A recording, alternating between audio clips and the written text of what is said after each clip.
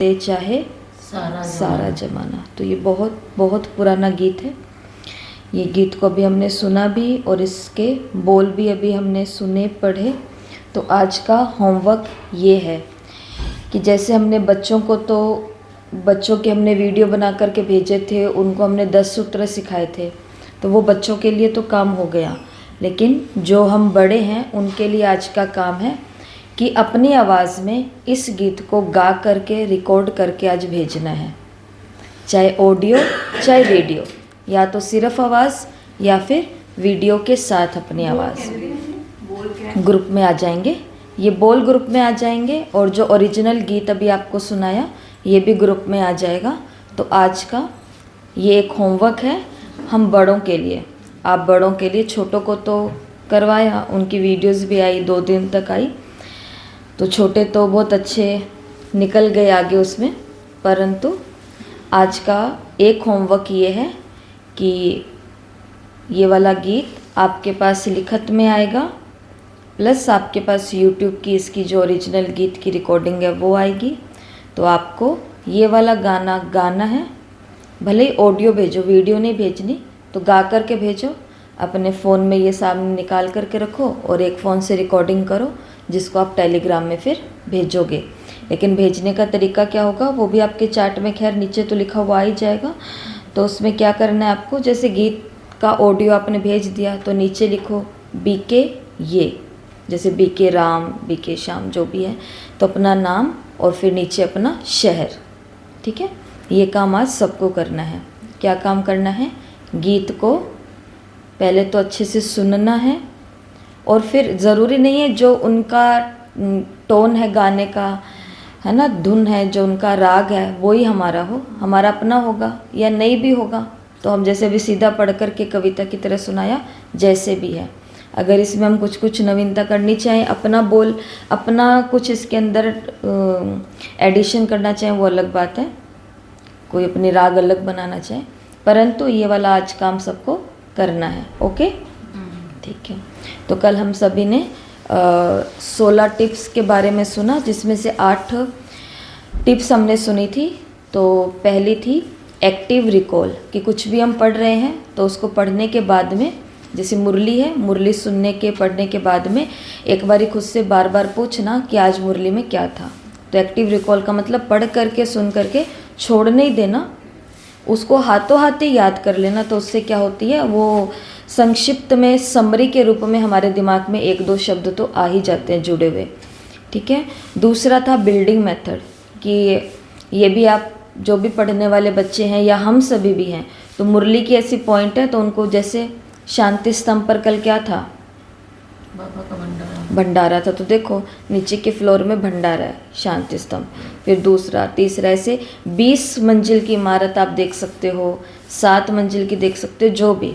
ठीक है। तो तीसरा हमने देखा था कलर कोडिंग, कि अलग अलग रंग से अगर हम मुरली को लिखते हैं या मुरली के अंदर कुछ ना कुछ अंडरलाइन करते हैं तो वो भी हमको याद रहता है, या पढ़ने वाले बच्चे भी अलग अलग रंग से।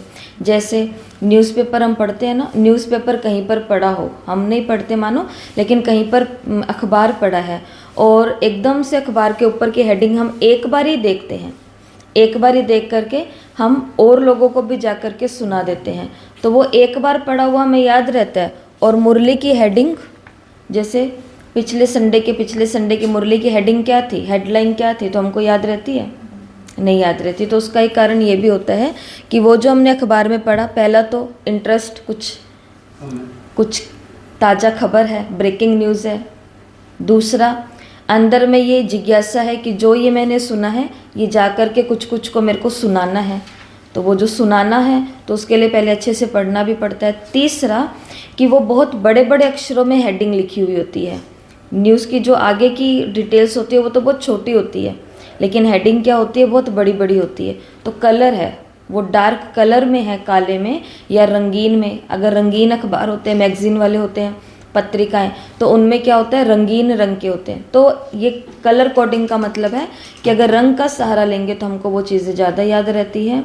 आगे था चौथा, do and redo. Do and redo का मतलब बार बार उसको करो, प्रैक्टिस प्रैक्टिस प्रैक्टिस। जो भी चीज़ आपको नहीं हो रही है, जैसे ब्रेन जिम है, आपसे कोई ब्रेन जिम नहीं हो रही है, ब्रेन जिम नहीं हो रही है, तो उसको क्या करना है, डू एंड रीडू, बार बार वही करो। वरना क्या होता है, चाहे हम पढ़ने वाले बच्चे थे पहले, चाहे अब हैं, जो चीज़ें नहीं होती है, जो पाठ नहीं समझ में आ रहा है, तो वो वाला चैप्टर, वो लेसन हम छोड़ देते हैं कि पहले जो हो रहा है उसका रिवीजन कर लें। ऐसे मुरली की कई सारी बातें हैं, तो जो हमको आसान है, आत्मा समझ के बाबा को याद करो। बाबा ने कहा है परम धाम जाना है, फिर शांत ये सुख धाम में आना है। लेकिन जो गहरी बातें वो हम कहते हैं, बाबा ने तो कहा ना ज़्यादा विस्तार में जाना ही नहीं है, बिंदी समझ के मुझे याद करना है, मामे कम याद करो, कुछ भी समझ में नहीं आता। तो कहीं कहीं पर स्वीकार भी करना होता है कि ठीक है मुझे याद नहीं है तो याद नहीं है, कोई बहुत बड़ी बात नहीं है। अब जैसे आपसे भी पूछा, पिछले संडे की मुरली की हेडलाइन क्या थी, तो अब नहीं याद तो अब बैठ करके दुख तो ना मनाएंगे इस चीज़ का, तो उसको भी स्वीकार करो कि मुझे नहीं याद तो नहीं याद। जैसे कल आपको बोला था कि एक्शन रिकॉल, कि हाथों हाथ खुद से पूछो कि आज की मुरली में क्या था, और एकदम से नहीं याद आएगा आज की मुरली में क्या था। पहली बात तो अगर हम वो 20 लोकेशन के हिसाब से करेंगे तो याद रहेगा ही रहेगा, लेकिन फिर भी हमको याद नहीं आता है तो उस समय हमको कोई अफसोस नहीं मनाना कि मुझे तो कोई भी बात याद नहीं रहती, तो उसको भी क्या करना है, स्वीकार करना है। ठीक है। अगला था इंग्लिश लर्निंग, मतलब जो भी इंग्लिश के नए नए शब्द आते हैं या देखते हैं, अगर हम सीखना चाहें तो नए शब्दों को भी छोड़ना नहीं है, उन्हें भी अब सीखने की कोशिश करनी है, या जो भाषा हमको नहीं आती है उस भाषा को सीखने की कोशिश करनी है।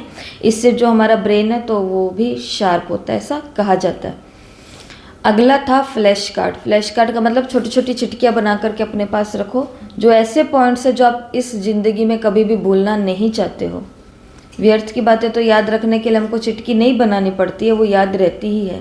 लेकिन समर्थ बातों को याद रखने के लिए आपने जो पढ़ने वाले बच्चे होते हैं उनके पास देखा होगा, उनकी जो स्टडी टेबल होती है उसके ऊपर वो बना के रखते हैं ना, तो वो इसलिए कि हमारा लक्ष्य ये है, हमारा लक्ष्य। जैसे मुझे याद है कि आज से 4-5 साल पहले किन्हीं के घर गए थे, तो उनका बच्चा उस समय 9th क्लास में था और उसने शायद 9वीं में था, या ये 4-5 साल से पहले की भी बात हो सकती, इतनी है। तो उन्होंने अपने घर के अंदर कहा कि भाई आप ये इस बच्चे का ये स्टडी रूम देखो, एकदम मतलब इतना सा रूम था, जैसे ये टेबल और ये कुर्सी जितनी रख सके, इतना सा कोई स्टोर रूम को स्टडी रूम बनाया हुआ था। और उस कमरे के अंदर भारत के नक्शे, राजस्थान के, फिर उसके अंदर धर्म कौन कौन से हैं, भाषा कौन कौन से, हर चीज़ के नक्शे बने हुए थे इस दीवार पर। और इधर बहुत सारी चिटकियाँ लगी हुई थी, छोटी छोटी कार्ड्स लगे हुए थे, जिसके अंदर ये था 9th में इतने मार्क्स लेकर के आने हैं, हाफ ईयरली में इतने, फाइनल में इतने, 10th में इतने, इसमें इतने। और अभी इतने सालों के बाद वो मिले, और मैंने उनसे पहले यही पूछा, बहुत दिनों के बाद वो मिले, सालों के बाद, तो उनसे ये पूछा कि वो आजकल क्या कर रहा है, और वो अभी दिल्ली के अंदर वही पढ़ाई करने के लिए गया। उतने ही नंबर उसके 9वीं में आए, उतने 10वीं में आए, उतने 11वीं में, उतने 12वीं में। और उस बच्चे का वो था, देखा हुआ है कि वो बिल्कुल भी किसी के साथ कोई भी संपर्क नहीं, कुछ भी लेन देन नहीं, वो अपना कमरा बस। और उसका कमरा देखो तो, और बिल्कुल बीच में बाबा की फ़ोटो, बिल्कुल बीच में बाबा की फ़ोटो, कि बच्चे तुम चिंता मत करो, मैं बैठा हूँ।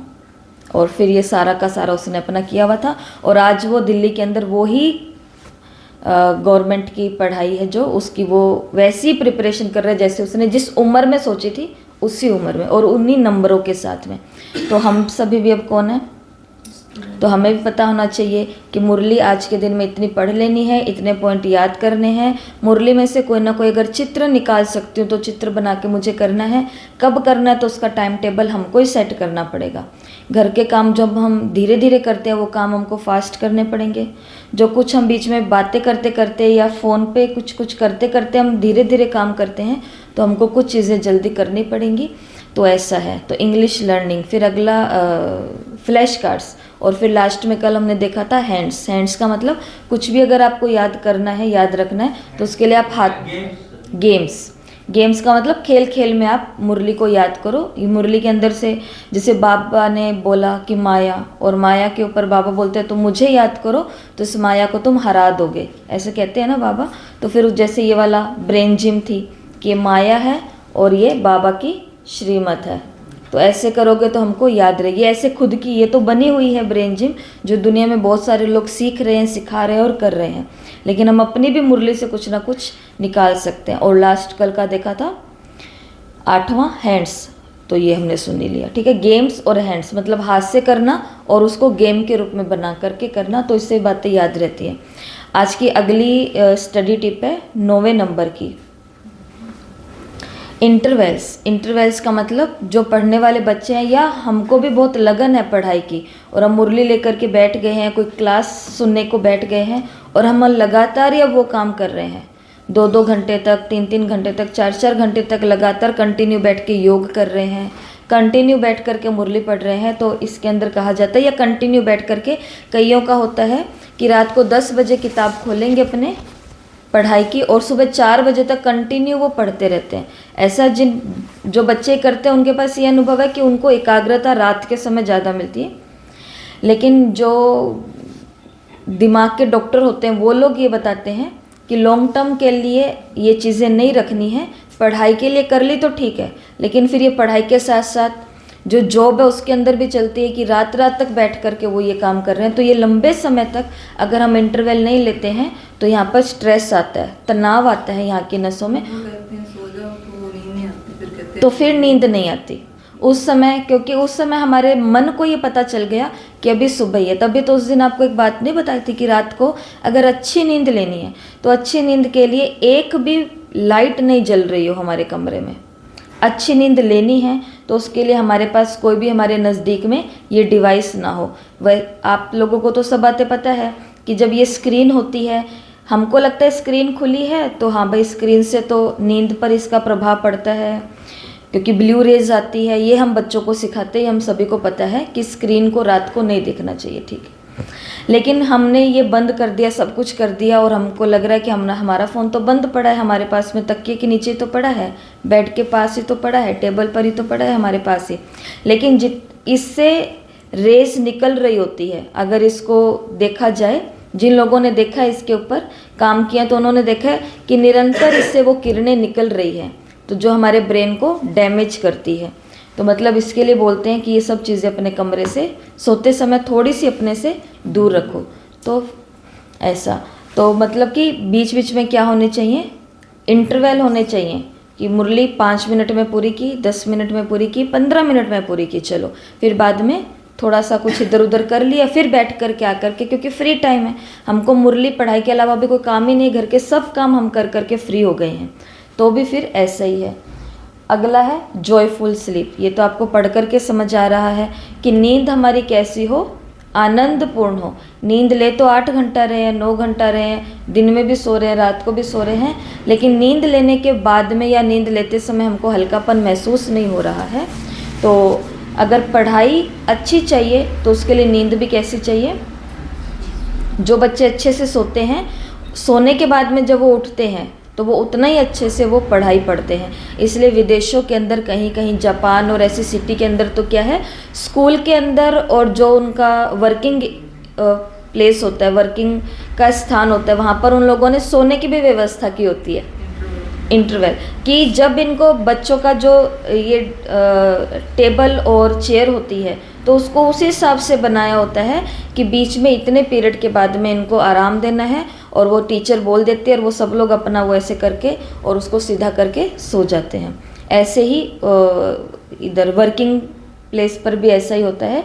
तो मतलब नींद कैसी हो, आनंदपूर्ण हो। और हम सभी को तो पता है, बाबा ने हमको बहुत सारी युक्तियाँ बताई है कि बाबा की गोद में सो, खुद को आत्मा समझ के गाड़ी को गैराज में छोड़ दो और ड्राइवर को घर में लेकर के जाओ। मैं ड्राइवर अपने घर में अपने माता पिता के पास हूँ, आत्मा, और ये शरीर रूपी गाड़ी कहाँ पर है, कमरे रूपी गैराज में या फिर बिस्तर रूपी गैराज के ऊपर ये गाड़ी को छोड़ दिया है। और मैं आत्मा अपने घर में, बाबा को पत्र लिखो, बाबा को कुछ भी करो, सारी पूरे दिन की थकावट, बातें इधर उधर का अच्छा बुरा सब कुछ बाबा को दे करके हल्के हो जाओ, तो हमको ये नींद आएगी। दुनिया के लिए है कि वैसे सोना आराम से, कि लाइट बंद हो, ये हो वो हो। हमारे लिए बाबा की याद प्लस ये दोनों चीज़ें जुड़ जाती हैं, क्योंकि अब हमको तो और भी ऊंची पढ़ाई करनी है, गहरी पढ़ाई करनी है, ठीक है। अगला है क्रिएट सॉन्ग एंड राइम्स, कविताएं और गीत बनाना। ये काम आज आपको दे दिया है। गीत के बोल आपके पास आएंगे लिखत में, गीत के बोल गाए हुए आपके पास आएंगे। आज खुद से क्या बनाना है, ये तो है खुद से गीत बनाना, लेकिन हमको खुद से तो बनाना नहीं आज तो हमें गाना है खुद से। लेकिन यहाँ पर है खुद से आप बनाओ भी और खुद से कविताएं, ये भी एक आर्ट होती है।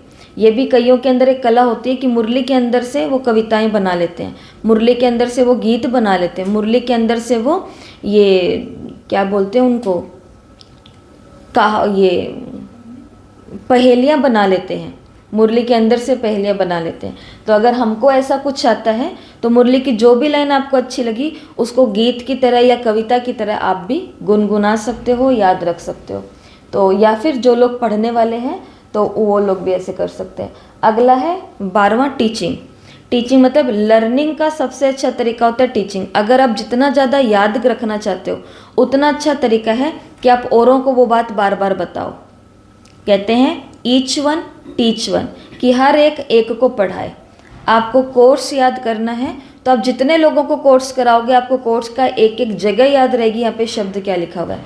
मुरली, जैसे अभी आपको न्यूज़पेपर का उदाहरण दिया कि लोगों को न्यूज़पेपर की हेडिंग देखते ही वो क्यों याद हो जाता है, क्योंकि उनको अंदर में पहली बात यही चल रही है कि ये आज की ताज़ा खबर है। जाते उसको सुनाते हूँ कि अरे तुम कहाँ ज्ञान योग में बिजी हो गए, देखो तो सही दुनिया में क्या क्या चल रहा है।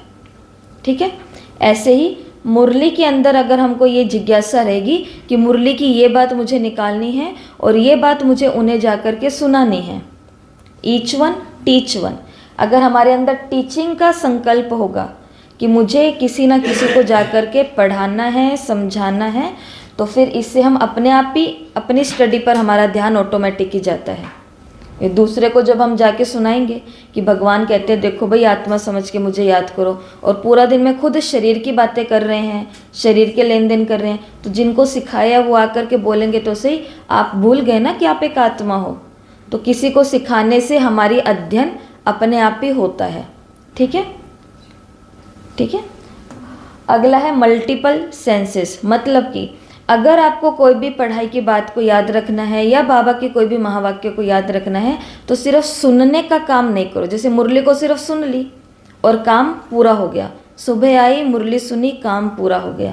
लेकिन सुनने के साथ साथ लिख भी लिया, सुनने के साथ साथ लिखने के साथ साथ हाथ में मुरली भी पड़ी और साथ साथ में देख भी ली, साथ साथ में कोई ना कोई गीत कविता हमको आती है, घर जाके वो गुनगुना भी ली। तो जब सारे के सारे सेंस उसमें लग जाते हैं, इंद्रियां लग जाती हैं, तो वो बात भूले से भी नहीं भूल सकती। तो मल्टीपल सेंसेस का मतलब है एक ही चीज़ को याद करने में या पढ़ने में आप अपनी आँखें, मुख या लिखना, ऐसा आप सब काम करोगे तो वो अच्छे से होगा। अगला स्टोरी, ये तो आप सबने किया भी है कि या फिर बताया भी था आपको कि मुरली की कोई भी बात आई है तो उसको एक कहानी के रूप में बना दो। और कहानी कैसे होनी चाहिए? नॉनसेंस होनी चाहिए। नॉनसेंस मतलब जिसका कोई अर्थ ही नहीं निकल रहा। ऐसी कई सारी कहानियाँ हम बना सकते हैं अगर हम करना चाहें तो। ये बड़ा अच्छा पॉइंट है। जो बहुत अच्छे से अध्ययन करना चाहते हैं उनके लिए देखो कितना सुंदर है, वंस ऑन लाइफ, कि अपना स्वयं का जीवन, कि ये मैं सब कुछ किसके लिए कर रही हूँ? अपने लिए कर रही हूँ। और मुझे अपने लिए कुछ तो करना ही है। ये पूरे जीवन लगे रहेंगे, कभी इसके लिए कभी उसके लिए, उनका तो करना ही है, सब कुछ होना है। लेकिन अब आज हम ये गीत बना करके भेजेंगे, गीत गा करके हम भेजेंगे, तो ये हम किसके लिए कर रहे हैं? स्वयं के लिए। तो मतलब कई सारे जो बच्चे हैं, जैसे बच्चों के लिए तो काम की बातें हैं, कई बच्चे जो बोल देते हैं कि मैं तो ये कोर्स लेना ही नहीं चाहता था, मुझे तो इन्होंने दे दिया, मैं तो ये पढ़ना ही नहीं चाहता था, मुझे तो इन्होंने इसमें लगा दिया, मैं तो यहाँ जाना ही नहीं चाहता था, मुझे धक्के से इन्होंने वहाँ पर भेज दिया। तो अगर वो खुद को उसमें नहीं देखेगा, या फिर इसका एक मतलब ये भी होता है कि मुरली का कोई महावाक्य आ गया या पढ़ाई की कोई बात आ गई, वहाँ पर आप खुद के जीवन को देखो। जैसे आज की मुरली में बाबा ने कहा 5000 वर्ष बाद एक ही बार बेहद का बाप आकर के बेहद के बच्चों को पढ़ाते हैं। अब यहाँ पर देखो ये बात बाबा मुझे ही कह रहे हैं, आज बाबा ये बात मुझे ही कह रहे हैं कि 5000 साल के बाद इस संसार के लिए नहीं, सिर्फ तुम्हारे लिए बेहद से मैं आया हूँ, बेहद का बाप हूँ मैं, बेहद की पढ़ाई पढ़ाने आया हूँ। तो कोई भी ऐसी बात है उसको खुद के ऊपर लेना, अच्छी है या बुरी है, वही तो बोला स्वीकार करना। अगर बाबा ने मुरली में बोल दिया कि तुम दुशासन हो, जो ऐसे करता है वो दुशासन है, तो उस समय अपने अंदर जाना चाहिए कि हाँ मैं भी तो ऐसा करती हूँ, तो मतलब मैं भी ये हूँ। जो ये करते हैं वो ट्रेटर है। तो उस समय अपने अंदर जाना चाहिए कि बाबा ने आज ये मेरे लिए ही बोला है, क्योंकि मैं भी ऐसा ही करती हूँ या करता हूँ। तो ये है कि स्वयं के जीवन पर उन बातों को अगर हम लेकर के आएंगे, मुरली जो हम आम भाषा में बोलते हैं कि मुरली किसके लिए है, ये सामने वाले के लिए या पास वाले के लिए, आज इसको पता चलेगा बाबा ने क्या कहा है। मुरली किसके लिए है? स्वयं के लिए। तो मुरली की एक एक बात को आप स्वयं के लिए लोगे। हर बात को तो हम नहीं ले सकते, ठीक है, लेकिन कई बातों को पर्सनल लो। जैसे कभी कभी कोई बोलते ना, अरे आपने तो हमारी बात पर्सनल ले ली, हम तो सबको ही कह रहे थे, आपने पर्सनल ले ली। तो नहीं, बाबा की बात अब क्या लेनी है?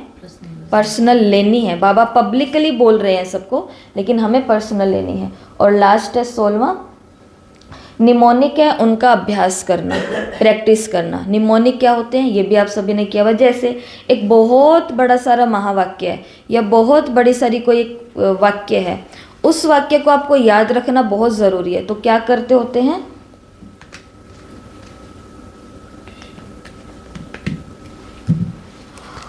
जैसे ये बहुत बड़ा सारा कोई वाक्य है तो इसका आगे आगे का एक एक शब्द निकाल लिया, हर एक शब्द के आगे का एक एक अक्षर निकाल लिया और फिर उस अक्षर को एक कुछ बना देना और उसको याद करना। जैसे ट्रस्टी किसको कहते हैं? ट्रस्टी की परिभाषा में आपको क्या कोड वर्ड बताया था? बिसरो। तो बी का मतलब क्या था? बर्डन फ्री, मतलब बोझ मुक्त। आई का मतलब क्या था? इंस्ट्रूमेंट, मतलब निमित्त। एस का मतलब क्या था? सरेंडर, मतलब समर्पित। ए का मतलब क्या था? अटैचमेंट फ्री, है ना, मोह या अटैचमेंट है उससे मुक्त। आर का मतलब क्या था? रिस्पॉन्सिबल, जिम्मेवार भी होता है। ट्रस्टी का मतलब ये नहीं बाबा जाने बाबा का काम जाने, जहाँ की जिम्मेवारी मिल गई वहाँ की जिम्मेवारी तो जी जान से ईमानदारी से निभानी भी पड़ेगी। ओ का मतलब ओनरशिप फ्री, कि जिम्मेवारी है, निमित्त भी है, लेकिन मेरापन भी ना आए कि वहाँ पर, मतलब वो बताया था कि हज़ारों लोग आ रहे हैं, हज़ारों जा रहे हैं, दे रहे हैं, ले रहे हैं, आ रहा है, जा रहा है, सब कुछ है, लेकिन ओनरशिप फ्री, कि मेरा कुछ नहीं है। ठीक है, जिम्मेवारी है लेकिन मेरा कुछ नहीं है। और लास्ट में क्या था? एच का मतलब हम्बल, विनम्र, ठीक है, थोड़ा पोलाइट नेचर का, शांत, ठंडा, शीतल सा। अब ये क्या बन गया? पूरा का पूरा बिसरो बन गया। और ये किसकी परिभाषा है? ये ट्रस्टी की परिभाषा। कितने सारे शब्द है? 1 2 3 4 7 है। 7 शब्दों को याद। अब ट्रस्टी को कभी हम भूलेंगे? बिसरो, ट्रस्टी। इसको बोलते हैं निमोनिक मेथड, कि मुरली की कोई भी बात है, अगर आप उसको इम्पोर्टेंट है याद रखना चाहते हो या व्यक्त मुरलियों में काम आएगी, खैर कई कई ट्रिक्स, तो उसके आगे आगे शब्द के आगे आगे अक्षर को उठा लो, उस आगे वाले अक्षर को उठा करके आप ये कर लो। जैसे आपको एक दिन एक बात बताई थी जिसके अंदर था अवॉइड मल्टीटास्किंग, एक्टिव लर्निंग, याद आ रहा है? कुछ कुछ ऐसा, अवॉइड करो मतलब ब्रेक, ब्रेक लेना। फिर एक ये था कैंडल मेडिटेशन, बार बार कैंडल मेडिटेशन था। एक था चंकिंग था। एक था इनसे डिस्ट्रैक्ट हो जाना, डिजिटल जो भी चीज़ें हैं, है ना। अब ये कैसे याद है? ये ऐसे याद है क्योंकि उसके अंदर ए था, अवॉइड और एक्टिव लर्निंग, बी था, सी था, डी था। तो ये ऐसे कोर्स होते हैं, उससे हमको पूरी की पूरी कहानी याद रहती है, क्योंकि बातें भी याद रखनी ज़रूरी है। बातें भूल जाएंगे तो उसको काम में कैसे लगाएंगे, लेकिन बातें इतनी सारी याद तो नहीं रहेगी, तो उनको याद रखने के लिए हमको कौन सा करना पड़ता है? निमोनिक को। ये जो पढ़ने वाले बच्चे हैं उनको तो बहुत काम आता है। जैसे ये नक्शे होते हैं, भाषाएं होती हैं, कितने धर्म हैं, या कोई भी प्रकार की पढ़ाई है। तो ये हो गए हैं 16 टिप्स, जो अगर इसमें से हम किसी को भी लागू करना चाहें, जो हमारी आध्यात्मिक पढ़ाई में और लौकिक पढ़ाई में हमको बहुत बहुत मदद करती हैं। ठीक है। और आज की ब्रेन जिम, आज की ब्रेन जिम है, आप अपने हाथ को ऐसे करेंगे, किया सामने, और मुट्ठी बंद है ना सबकी? हाँ, मुट्ठी बंद है। अब इधर वाला अंगूठा और इधर वाली अंगुली, ठीक है। अब इसको बंद करो। अब इधर वाला अंगूठा और इधर वाली अंगुली, देखो, हाँ ये छोटी वाली बीच में आ जाती है। वो देखो आपकी उस अंगुली को और एक अंगूठे को बंद करो, अंगूठा इधर वाला, अंगुली इधर वाली, ठीक है। अब अंगूठा इधर वाला, अंगुली ये। अब इसको करते जाओ एकाग्रता से।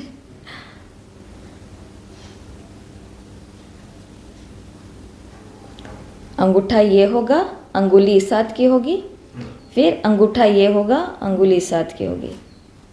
Very good. कई कई कर रहे हैं, करते जाओ, प्रैक्टिस का ही टाइम है ये। सुरेंद्र भाई जी कर नहीं रहे आप?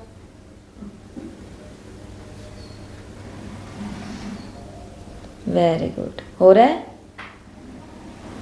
हो रहा है। तो ये हम ब्रेन जिम क्यों करते हैं? ऐसे नहीं, ऐसे। यस, ठीक है। ये हम ब्रेन जिम क्यों करते हैं? ब्रेन को तेज करने के लिए, ब्रेन को ये समझाने के लिए कि एक साथ में दो काम कर सकते हैं। और दोनों हाथों को हम एक जैसा इसलिए चला रहे हैं ताकि हमारे दोनों तरफ के दिमाग एक्टिव हो जाएं। एक टायर पंचर रहेगा और एक टायर में फुल हवा रहेगी, तो डेस्टिनेशन पर हम पहुंच पाएंगे? नहीं पहुंच पाएंगे। तो अपन को तो पढ़ाई बहुत बड़ी करनी है, तो ये सारी चीज़ें याद रहे। तो उसके लिए जैसे कि अब आज के ये 8 हैं, कल के 8 याद कैसे थे?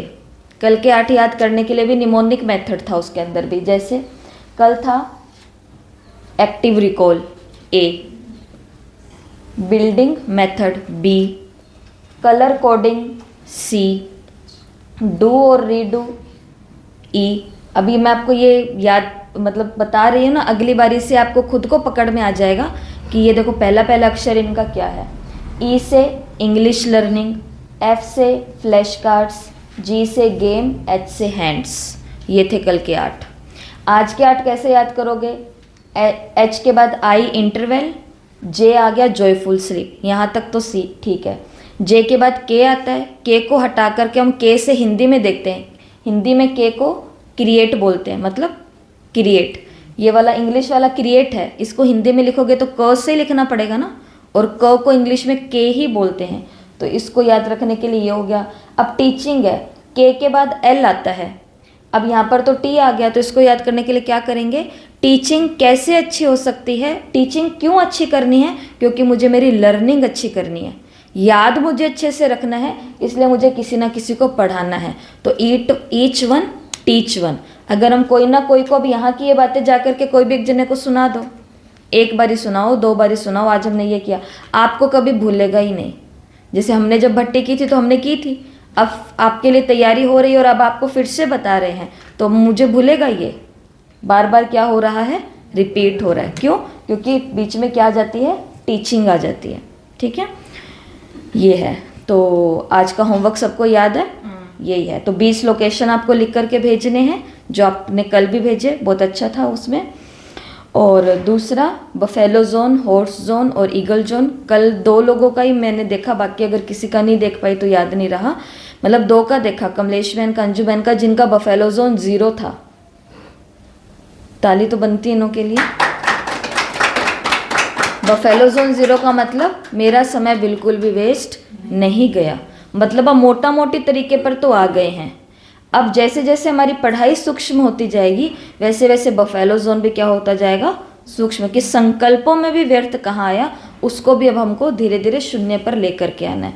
और तो फिर ये तीनों जोन आज लिखने हैं, प्लस जो आज प्रैक्टिकली होमवर्क दे रहे हैं सबको करने के लिए, गाने के लिखत में बोल आपके पास आएंगे, गाने की ऑडियो मतलब यूट्यूब की वीडियो आपके पास आएगी, उसको सुनना है, गीत को याद करना है और फिर उसको रिकॉर्ड करके भेजना है। याद नहीं होता तो गीत को देखते देखते भी, उन लाइन को देखते देखते आपको रिकॉर्ड करके भेजना है।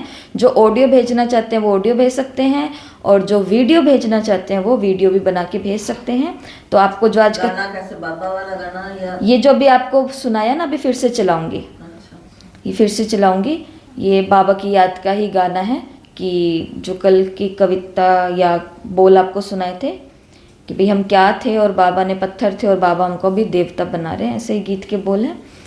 ठीक है, तो आज का ये है होमवर्क जो आज हमको करना है। ओके, ओम शांति। आज का योग ये आप ले सकते हो, जो कल आपको बस बता दिया था, लेकिन ये हमने एक दिन लिया भी नहीं आज तक भी।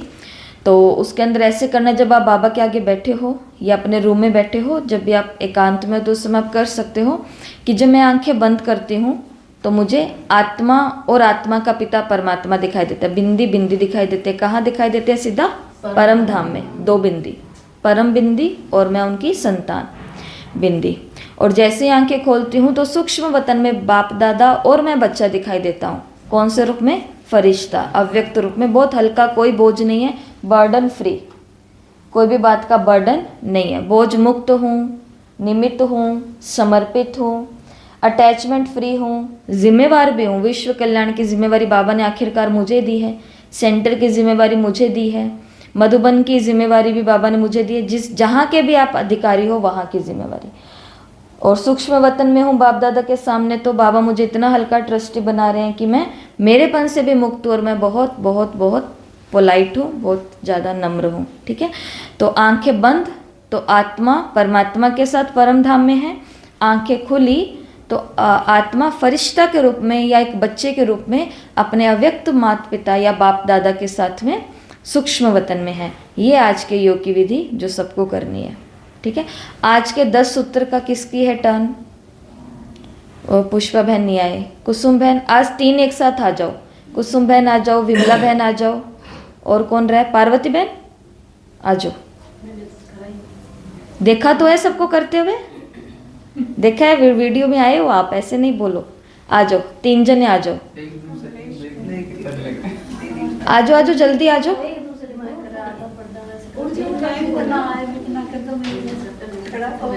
आओ कुसुम बहन, कमलेश बहन आओ, आओ विमला बहन, चारों ऐसे खड़े हो जाओ। हाँ जी, देखो सामने। चलो स्टार्ट करो। इसको थोड़ा सा फ़ोन को ना ऐसे कर दो इनकी तरफ, तो अच्छा लगेगा। साथ में इधर से हम करते रहेंगे। देखो आ रहे हैं। चलो start.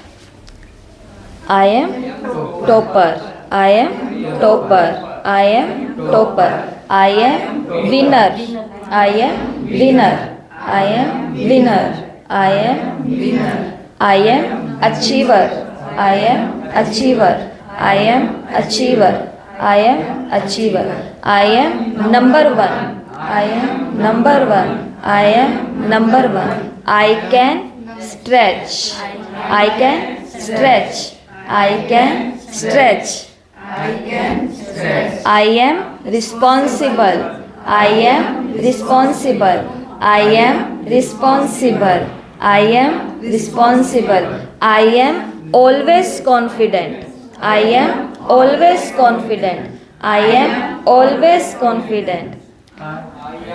Discipline, I am disciplined, I am disciplined. I practice, practice, practice. I practice, I practice.